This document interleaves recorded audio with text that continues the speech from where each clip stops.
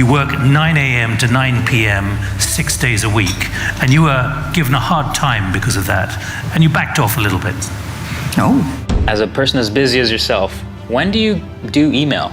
It was very difficult for me to figure out where my boundaries were because I'd grown up poor and didn't have anything. Want to be happy? Build a life, not just a business. Living that believing life. Out here living that believing life. Every day we living that believing life. Hustle like we living that believing life.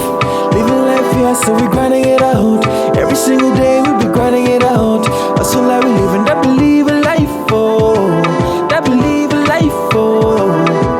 Hey, it's Evan Carmichael, and this channel was created to help you overcome the #1 challenge that is holding you back, a lack of belief in yourself. You watch these videos because you know there's something more inside you too. You have Michael Jordan level genius at something. So today, let's live your best belief life and learn the 7 rich people habits that you need to try.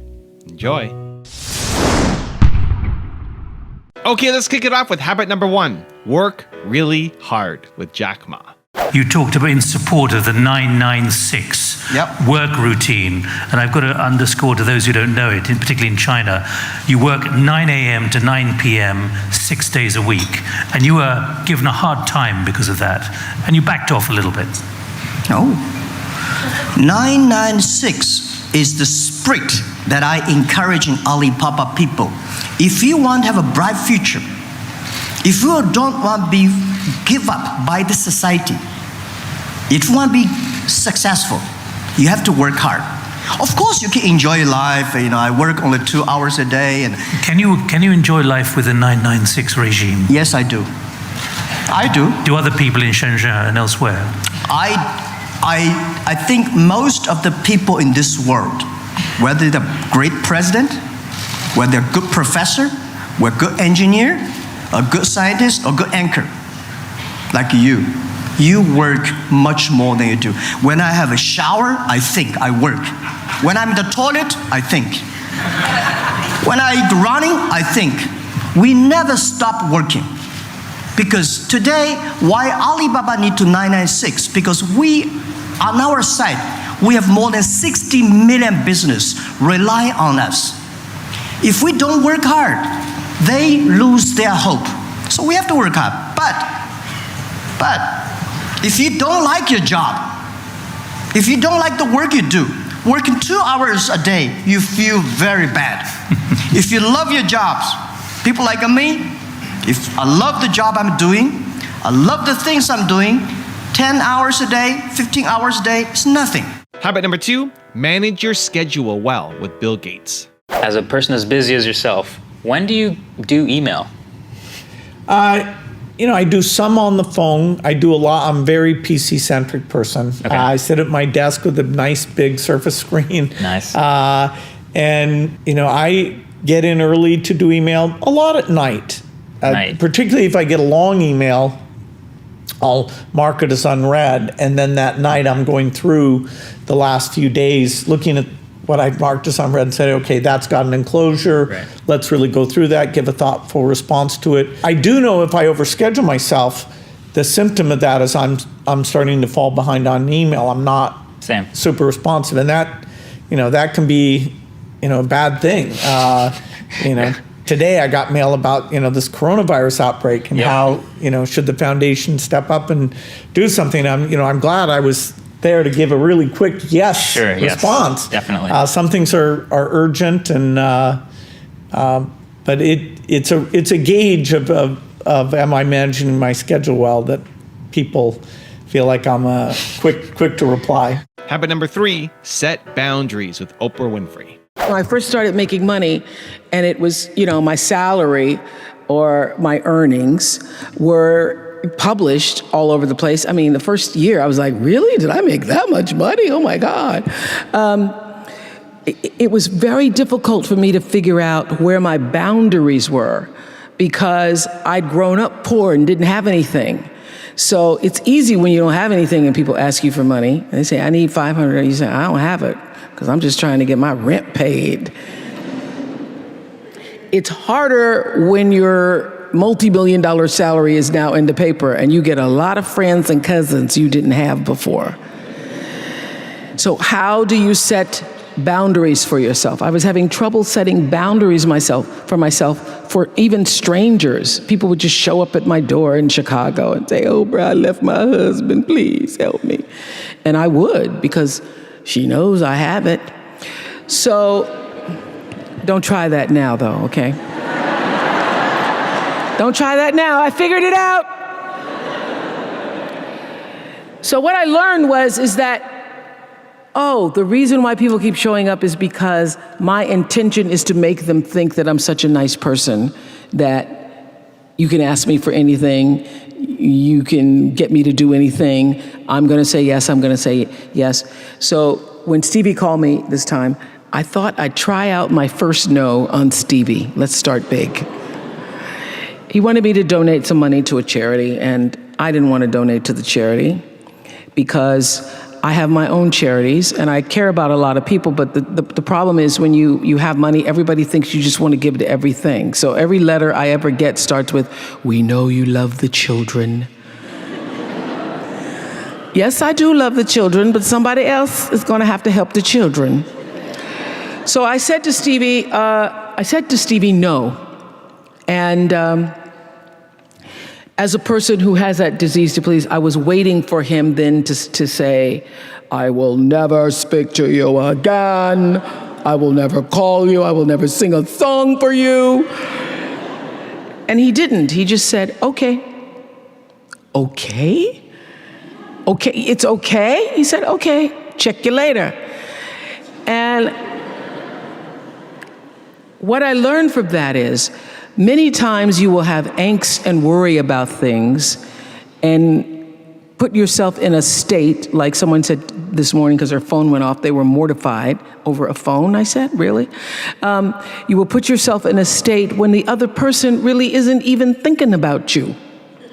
So learning that I could specifically determine for myself what the boundaries were for me, what I wanted to do, give my money, give my time, give of my service to who I wanted to give it to when I did, that I get to make that decision. And just because you get 100 requests a week doesn't mean you have to try to fulfill all of that. Just because you have all of these demands on your time and on you doesn't mean that you have to say yes. You get to decide because you're the master of your fate. The captain of your soul, as William Ernest Henley said in Invictus. And understanding that really changed the meaning of my life in that I was no longer driven by what other people wanted me to do, but took charge of my own destiny, making choices based upon what do I feel is the next right move for me. Also, if you want to build more confidence, the science says it can take up to 254 days of consecutive action to successfully build a habit. So I've created a free program for you where every day for 254 days, I will send you an unlisted video to your email, absolutely free, to help you build your confidence. The link to join is in the description below. The people who do the model should believe in the model, and I believe what I do. When I was selling copiers door to door, I had a very clear vision of what my life was going to be like. I always did everything back-ass half-words. You know, I like to challenge myself. Habit number 4, always spread positivity with John Paul DeJoria. How do you think the way you think? How can you self-actualize? How can you be positive? Can you identify a reason? Well, for me, it's a little easier than maybe for some people because when you're down and out more than once, you don't know money, know nothing, and something good happens. Oh boy, this is great. But I was, with all due respect, I was born, I think, positive. My mom would always tell me, my God, be careful. Mom, I'm going to be just fine. I was kind of thinking positive. You know, and then obviously when you're down, you go up, you get even more positive because you're so happy.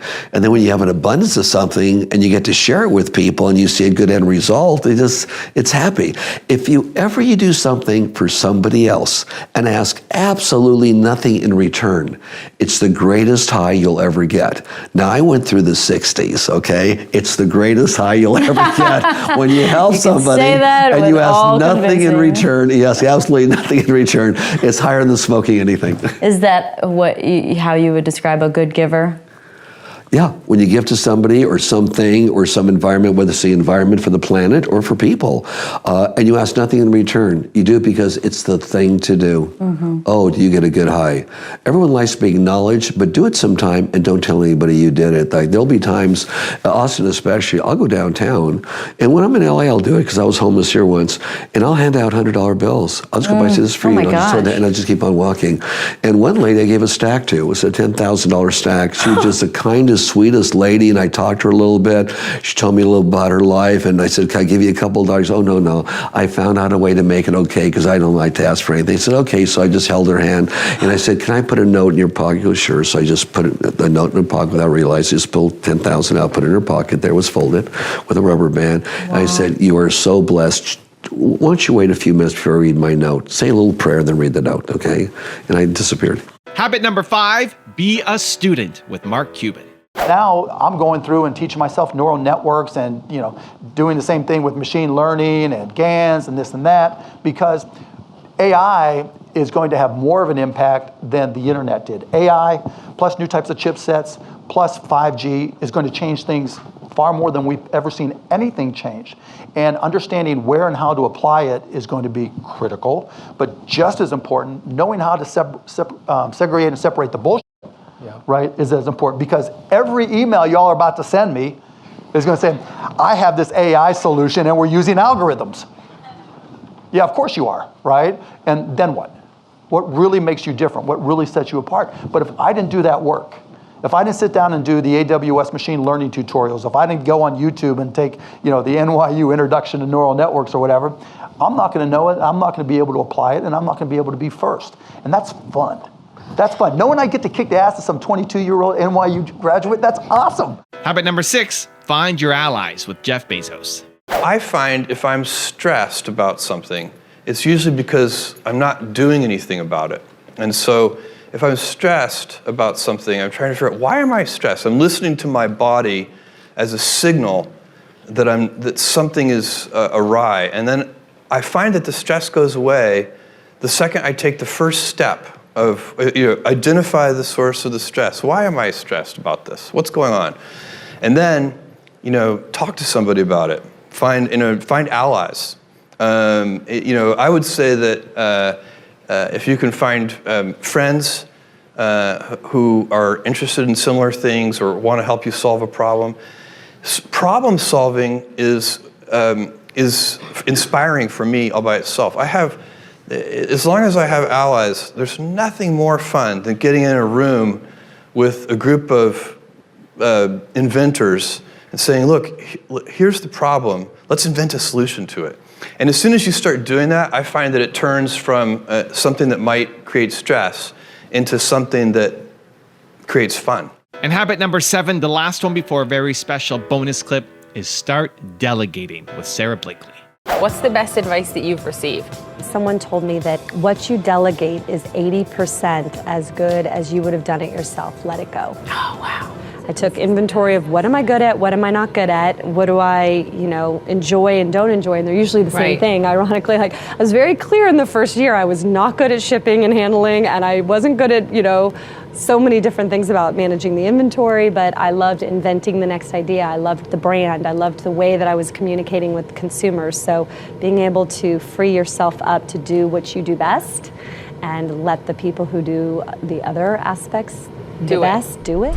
Now I've got a special bonus clip that I think you're gonna enjoy. But before that, it's time for the question of the day. I wanna know, what was your single biggest takeaway from this video, and what is your plan of action that you're going to execute this week to make some immediate momentum happen? When you just get motivated and watch a video, you have a 35% chance of following through. That's what the science says. But when you write down what time, what day, what place you're actually going to execute, when you create the plan, you have a 91% chance of following through.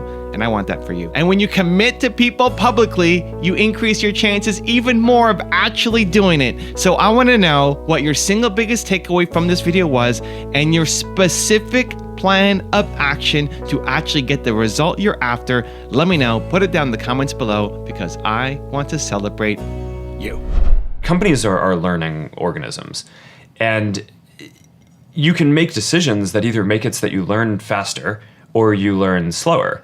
And in a lot of ways, building a company is like following the scientific method, right? You try a bunch of different hypotheses, and if you set up the experiments well, then you kind of learn what to do.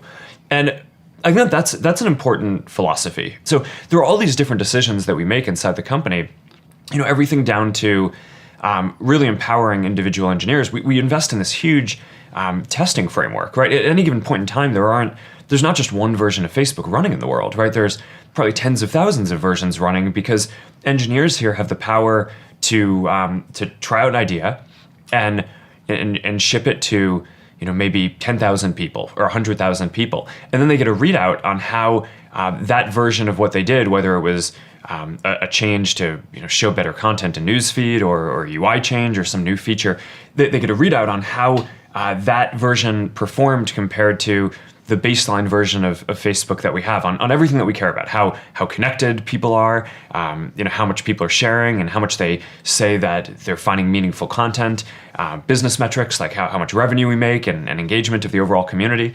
And by running tens of thousands of different experiments and putting the power in people's hands to try all these different things, you can imagine we just make so much more progress than we could if every change had to be approved by me, right? Or every idea had to come from management. So I do think that there's something very deep about building this learning culture and moving quickly towards that just helps you get ahead over time.